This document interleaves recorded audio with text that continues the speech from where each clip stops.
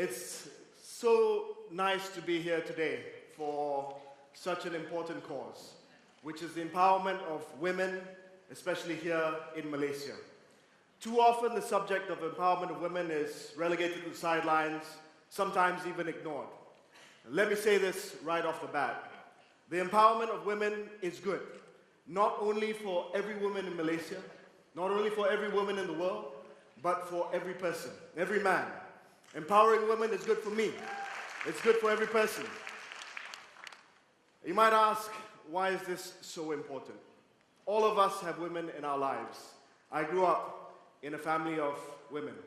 I lost my father very early on, so I was brought up by my mother and my two elder sisters.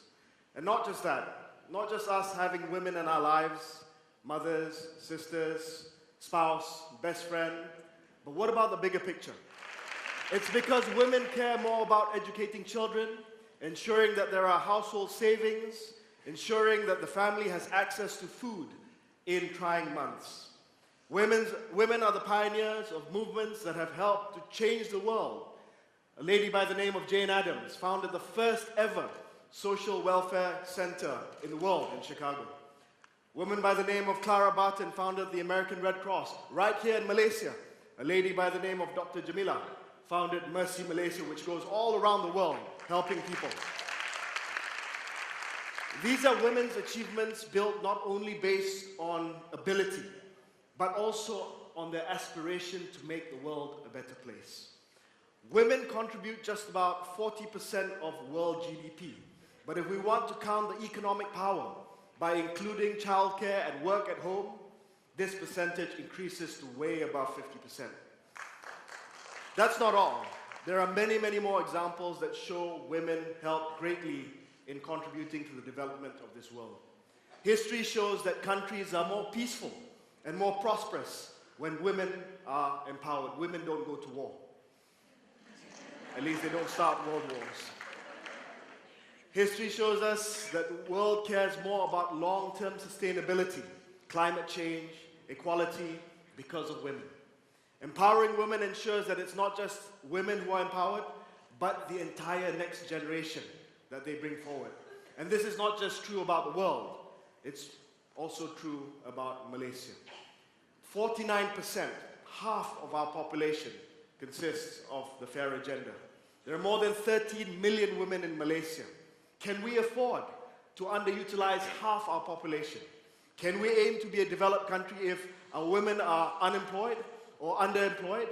Can we aim to be globally competitive if half of the population still has a glass ceiling over their head?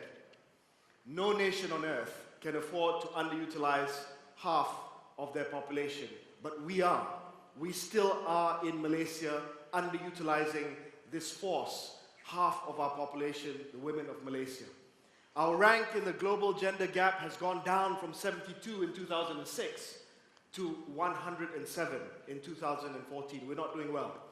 In the corporate world, out of 934 listed companies in Malaysia, only 12 CEOs are female. That is slightly more than 1% in a population which is half female. With regards to our productivity, labor force participation for female has only been 47%, while for men, it's been 80% since 1980. In politics, the gender gap is much, much more obvious. In Parliament, only 23 out of 222 members of our lower house are women.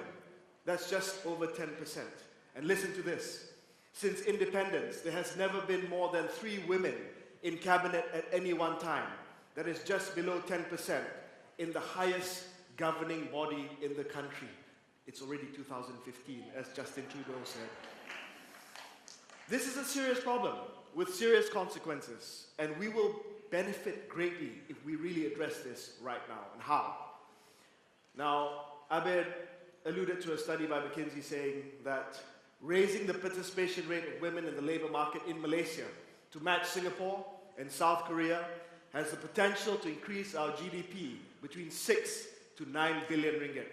The World Bank has said that the gender gap in our labor market costs us 23% of income per capita. These are huge losses.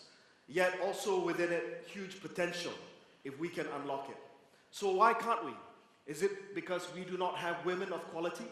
Is it because we don't have enough women who are of high quality to ensure that we have more MPs, more cabinet ministers, and more CEOs among the ranks of women? This assumption that women do not make it to the top because of quality is absolutely absurd. It's absolutely foolish, especially here in Malaysia. Look at our schools. Our national examination results show that girls perform much better than boys across all school subjects. For our SPM science paper this year, 86% of our girls passed, 10% higher than boys. For the English paper, the gap increased to 15%, with women topping the chart. I can bet my bottom dollar that the person who wrote Scissor Salad was a guy, not a woman. I bet it was a guy. I don't think it was a girl. Look at the fact that more than 60% of the students in our university are women. Women make up 62% of undergraduates and 53% of students pursuing their master's degree. However, I don't need these macro numbers to tell me that there are great women out there, great women who are ready to lead this country. Under my ministry, we have a lot of leadership programs which empower young people, young men and women. And even without affirmative action, even without quotas, even without set quotas for girls, I've seen many quality women out there that can compete head-to-head with boys and with guys. The Perdana Fellows program which we run, which really is one of the top leadership programs for young men and women in Malaysia, give them the opportunity to intern with ministers for 3 to 6 months. 42% of the fellows were female, and they have attained great heights through the fellowship program. We have female fellows that can survive in the tough world of politics and are retained as staff members and aides and advisors to ministers. And they've demonstrated that the brutal world of politics is also the beautiful world of politics for girls and for women. The team that presented the policy proposal for introducing computer coding to schools to the Prime Minister was led by a woman, and it was announced in Budget 2016. That came from a young lady. In the National Youth Parliament, 7 out of the 13 appointed members that I appointed were female, and they've been doing great. They've crafted and brought forward good debates on political financing and the school system, program after program, with each of them empowering women. Rakan Muda, one of the big programs that I have under my ministry, which help young people unearth their talents, have brilliant female mentors. At the recent ASEAN Youth Leadership Summit, 15% of our participants were girls, but when they had to volunteer and fight to represent their groups and speak in front of the whole plenary session, 75% of them presenters were female, were women. And beyond everything else, this is my own personal experience at my ministry. Beyond everything else, my personal favorite is sports. Long considered the last bastion of men, tough guys, the results speak for themselves. Let's take the 2015 SEA Games earlier this year. We sent a contingent of 640 people. 292 of them were female, about 46%, but they contributed almost 50% of gold medals to Malaysia. They made us proud. Farah Ann, Go Jin Wei, Pandalela, women's basketball, and all we could talk about after that was what they wore. That's just crazy. What a disservice we're doing to our heroes, people who put the country on the world stage. But I'll come to this a bit later. So what are we going to do about this? This is one of my favorite quotes. It's been said in various guises over the years, but I like how former Secretary General of the United Nations, Kofi Annan, put it. There is no tool for development more effective than the empowerment of women. Now, let me share with you 4 things that we can do to empower women more in Malaysia. Firstly, this is everyone's fight. If it isn't done, everyone loses. Not just women, but society at large. It's not just your fight, it's my fight as well. This is not just about women fighting for women's empowerment. It requires every man out there to step up, be a man, and be with you. I've mentioned how many examples out there to show that the whole world benefits if women are empowered. And above all, government and private sector play the most important role. I can safely say that one of the reasons that hinder women from working is to build a family and nurse their children. 67% of women who are outside of the workforce say that housework is one of the top reasons why they choose to stay at home. And let me share with you this finding in Europe by JP Morgan. In Germany, 3% of men work part-time because of caring responsibility. For women, it's 26% of them. In the UK, 5% of men work part-time because they have to take care of their children. But for women, a staggering 42%. So the first thing is, we just have to find micro-solutions. And the first solution is we need more nurseries. We need more daycare centers. It's simple. As we become a developed society, I refuse to accept that we can't even sort this thing out. According to a study by PwC, only 18% of public listed companies provide nursing rooms and only 6% provide childcare centers.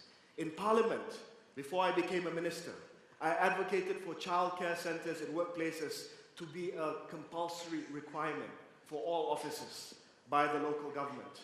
As of 2013, the government has built 3,123 nurseries with 12,000 carers taking care of 60,000 odd kids. Yet, we have 9.5 million children, a quarter of which is in the Klang Valley, where young professionals reside.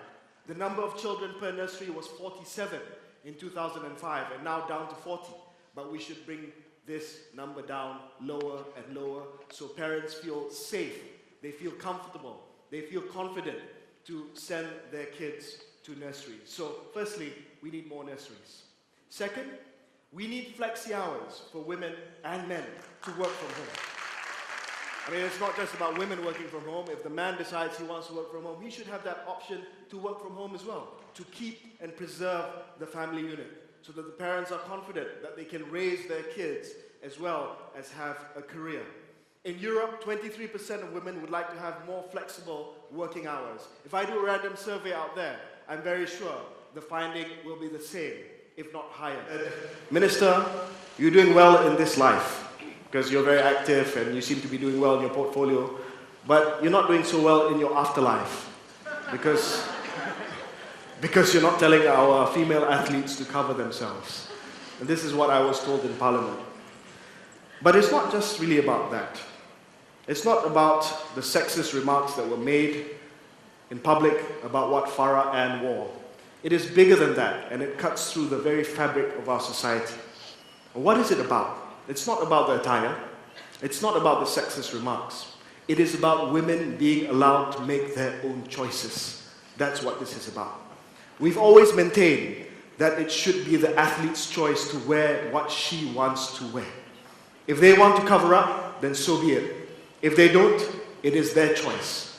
The only thing that matters is it is your choice. It is the woman's choice. This should be extended to all walks of life. Every woman should be allowed to make their own choices. If you want to be an athlete and stick to the attire, which is the norm, that is your choice. If you want to be an entrepreneur and build an empire, you make that choice. If you want to be a geologist in a field full of men, you make that choice. And you want to go into politics in a cutthroat world, in a brutal world, dominated by guys, you make that choice. You want to spend after work hours organizing a movement that fights for women's rights, you make that choice. You want to work a 9-to-5 job and send your kids to a nursery, you make that choice. You want to work from home so that your kids can grow up under your watch, you make that choice. If you want to have one child, or you want to have 5, you want to have none at all, you make that choice. Because empowering women starts with this basic axiom that women should make their own choices. And no one, I mean no one, be it your parents, be it your society, your government, your employers, your boyfriend, your husband, should make that choice for you. It's your choice and your choice only.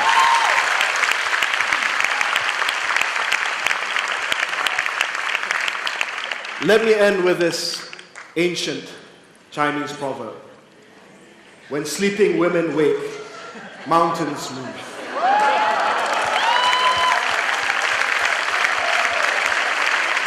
When sleeping women wake, mountains move. When sleeping men wake, they just wake up. I look forward to seeing all of you here move mountains. Thank you very much.